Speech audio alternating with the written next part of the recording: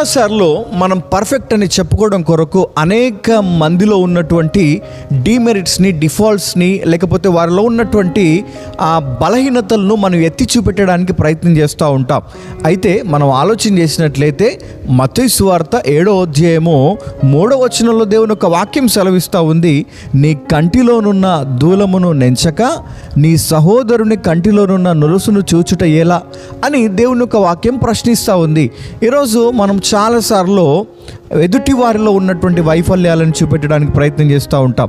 వ్యభిచారంతో పట్టబడినటువంటి స్త్రీని అందరూ రాళ్లతో తరుముతున్నప్పుడు ప్రభు వచ్చి అక్కడ వారిని ఆపి అంటాడు, మీలో ఎలాంటి తప్పు చేయనివాడో మొదటగా ఆమె మీద రాయి వేయండి అని సెలవిస్తూ ఉన్నాడు. అయితే తప్పును ప్రోత్సహించినట్లుగా కాదు, కానీ తప్పిదములను ఎంచువాడు శిక్షించువాడు ఆయనే గనక తీర్పు తీర్చుటకు ప్రభుయే ఉన్నాడన్న విషయాన్ని మనం గమనించాలి. అంతేకాకుండా నీతిమంతుడు లేడు, ఒక్కడు లేడని దేవుని యొక్క వాక్యం సెలవిస్తూ ఉంది. కాబట్టి ముందుగా మనల్ని మనంగా నీతిమంతులంగా ప్రభు ఎదుట కనపరుచుకుందాం. మన యథార్థతను, మన భక్తిని కనపరుచుకొని ప్రభు దృష్టికి నమ్మకమైన వారిగా జీవిద్దాం.